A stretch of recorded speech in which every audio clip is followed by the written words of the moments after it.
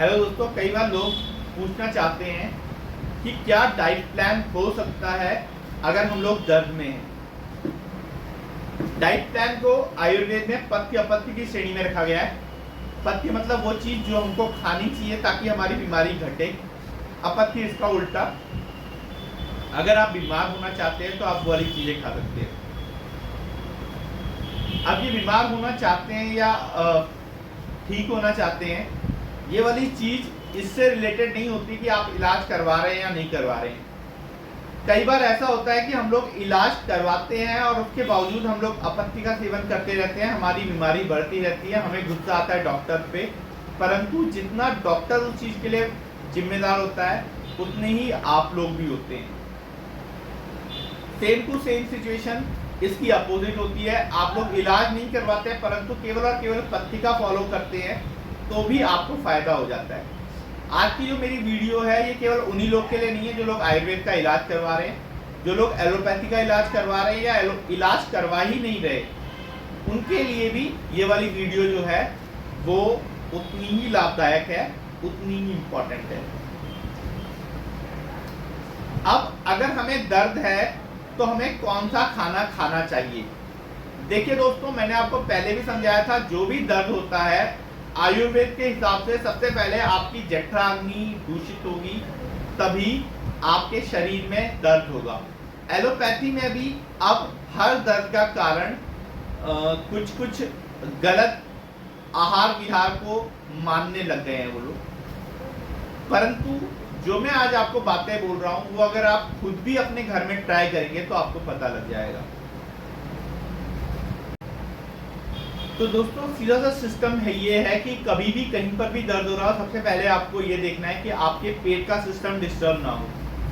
अगर आपको पेट में दस्त लगेंगे या आपका पेट अपच वाली सिचुएशन में रहेगा या आपको गैस होगी, तीनों अवस्थाओं में आपको आपका जो दर्द है वो बढ़ा हुआ ही मिलेगा, क्योंकि प्रॉपर ऑक्सीजन नहीं पहुंचता एरिया जो मसल्स होती हैं उनको, वहां पर ब्लड सप्लाई नहीं होती।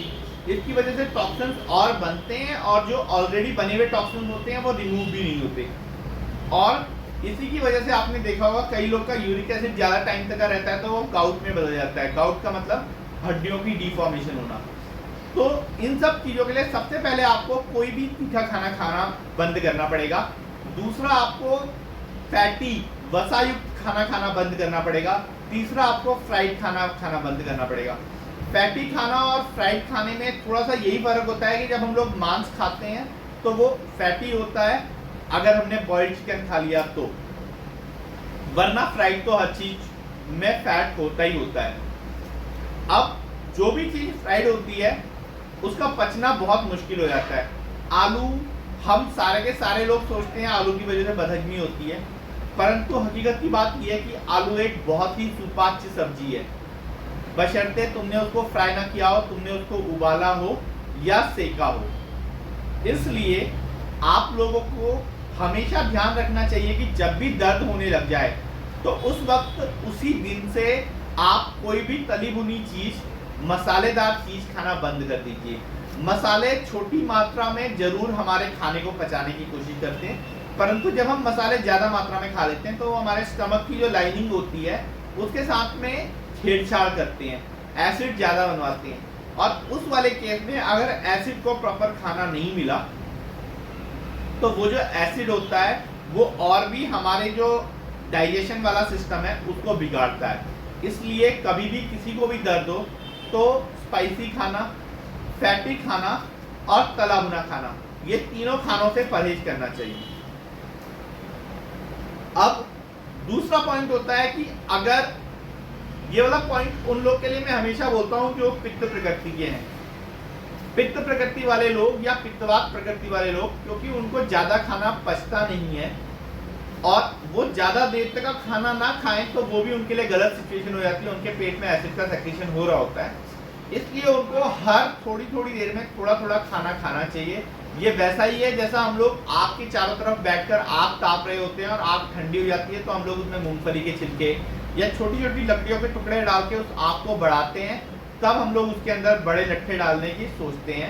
इससे क्या होगा, आपको खाना पच भी जाएगा और डिस्कम्फर्ट भी कम होगा। सेम सिचुएशन आईबीएस वाले पेशेंट को भी करनी चाहिए। आईबीएस वाला पेशेंट वो होता है जो खाना खाता है तो उसको लैट्रिन लग जाती है। उसकी हमेशा ये कोशिश होनी चाहिए कि वो ज़्यादा भारी खाना ना खाए और थोड़ी थोड़ी देर में खाता रहे। क्यों? थोड़ी थोड़ी देर में खाएगा तो एक तो खाना उसे पच जाएगा, उसको एनर्जी मिलेगी। दूसरा, उसके ऊपर ऐसा भार नहीं पड़ेगा कि वो खाना सीधा मल द्वार में चले जाए। इससे उसके मल त्याग की जो बार बार प्रवृत्ति होती है वो थोड़ा कम हो जाती है।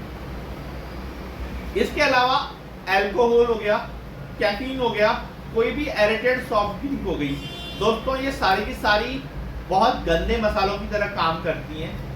आप इनको खाइए तो अगेन आपका जो डाइजेस्टिव सिस्टम है वो बिगड़ेगा। आप इसको कितनी भी मात्रा में खाइए, अगर आप कम मात्रा में भी खाते हैं तो भी आपके डाइजेस्टिव सिस्टम को बिगाड़ती है। लेकिन अगर आप थोड़ी मात्रा में खाते हैं तो इनका जो नुकसान होता है उनको आपका शरीर पचा भी सकता है, परंतु अगर ये ज्यादा अवस्था में खाया जाए या आप जब बीमार हैं उस वक्त आप खाएं। एक चीज को याद रखिए, आप बोलिए कि यार मैंने तो इतनी सी ली थी और वो आदमी तो टनों के टन पी जाता है फिर भी उसको कुछ नहीं होता और मेरी तबीयत खराब है। दोस्तों जब आपकी तबीयत खराब है तब उसमें डाली हुई एक बूंद भी बहुत है। एक भरे हुए ग्लास में अगर आप एक बूंद भी पानी की डालोगे तो वो घड़ा वो जो पानी का ग्लास है वो ओवरफ्लो कर जाएगा। लेकिन अगर एक खाली ग्लास में आप कुछ पानी डालोगे तो वो इकट्ठा होता रहेगा बट ओवरफ्लो नहीं करेगा। तो जब आप बीमार हैं तो आपका हाल उसी भरे हुए ग्लास की तरह है।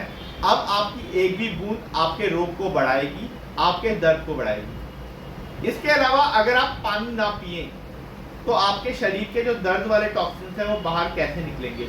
आपने देखा होगा हम लोग एलोपैथिक दवाई के बारे में बोलते हैं कि ये केवल सिस्टम को ठीक करती है, हमारी बीमारी को ठीक नहीं करती, फिर भी लोग एलोपैथिक दवाई से ठीक हो जाते हैं। वो कैसे होते हैं?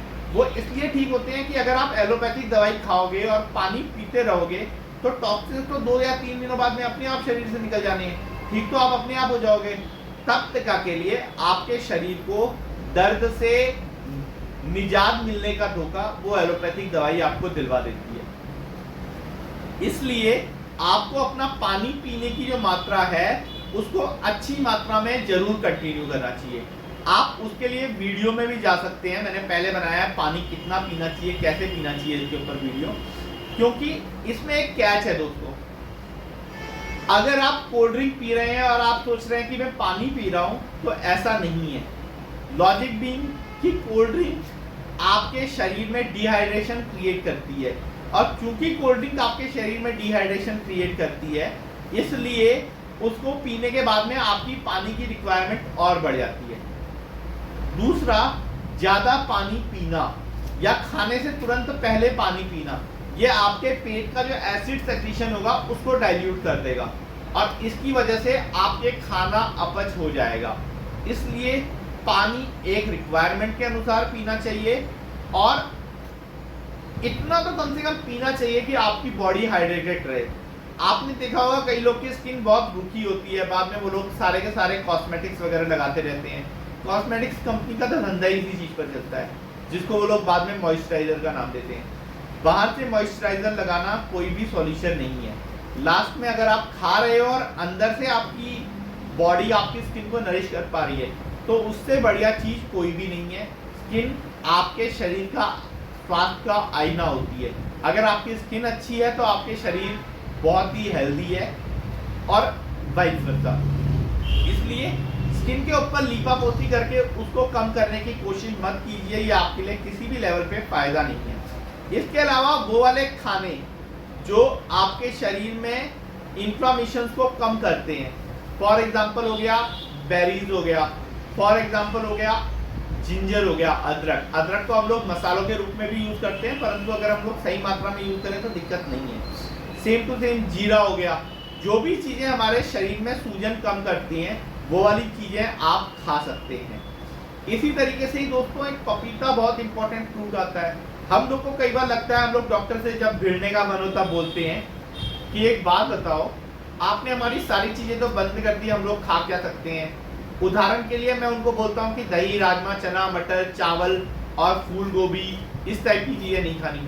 दोस्तों सारी चीजें इसके अलावा बची हुई हैं। पत्ता गोभी जो है वो यूरिक एसिड के लिए बहुत अच्छी चीज है।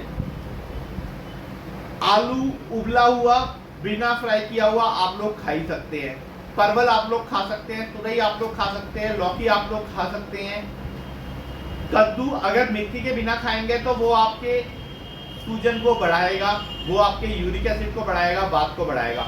लेकिन अक्सर हम लोग घरों में जब कद्दू बनाते हैं वो हम लोग काफ़ी मेथी वगैरह डालकर बनाते हैं, तो उस वाले केस में वो भी ठीक है। एक और चीज़ दोस्तों, हमें लगता है कि हरी पत्तेदार सब्जियां, इवन जो मेरे को मैंने जो नोट्स बना रखे हैं, उन नोट्स को जिन बुक्स से मैंने बनाया उस बुक्स के अंदर भी ये वाली चीज़ लिखी हुई है कि आप हरे पत्तियां खाइए। दोस्तों देखिए, सरसों का साग हो गया, या पालक की सब्जी हो गई, या चौलाई की सब्जी हो गई, ये सारी की सारी सब्जियां बहुत न्यूट्रिशियस होती हैं, लेकिन अगर आप इन्हें खाओगे तो ये पचने में आसान नहीं रहती, और अगर ये नहीं पचेंगी तो आपका दर्द बढ़ना तय है। इसलिए अगर आपका दर्द बढ़ रहा है तो ये मत सोचो कि मैंने क्या गलती की। आपको मालूम है आपने क्या गलती की। आपने सरसों का साग खाया होगा, हो सकता है आपने पालक की सब्जी खाई हो सकता है आपने पराठे खाए हो सकता है आपने फ्राइड पनीर खाया हो, फ्राइड आलू खाए हो, चिप्स खाए हो। इवन जितनी भी ये बेकरी आइटम्स हैं, ये सारी की सारी आपके दर्द को बढ़ाएंगी। इसके बदले में आप खा क्या सकते हैं? आप सेब खा सकते हैं, आप पपीता खा सकते हैं, जिनको शुगर नहीं है वो लोग केला खा सकते हैं। आप अमरूद भी अगर खाएंगे तो वो भी दर्द को बढ़ाएगा, लेकिन नाशपाती आप खा सकते हैं।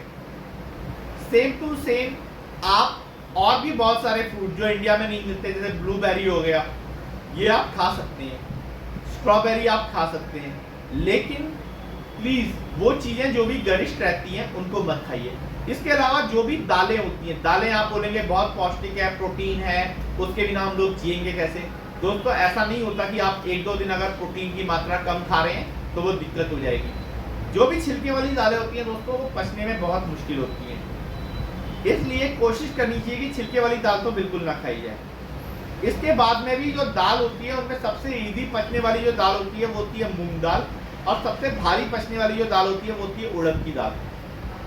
इसलिए हम लोग अगर मूंग दाल खाएंगे और उड़द की दाल नहीं खाएंगे तो तब भी चलेगा, लेकिन मूंग दाल भी, धुली हुई मूंग दाल खाना हमारे लिए हेल्पफुल रहेगा। इसके अलावा अगर आप दही खाएंगे तो आपके लिए दिक्कत होगी।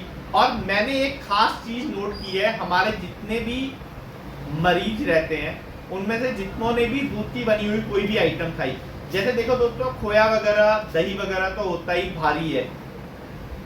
एलोपैथी वाले बोलते हैं कि दही के अंदर प्रोबायोटिक्स होते हैं, बट दही के प्रोबायोटिक्स आप छाछ के थ्रू ले सकते हैं।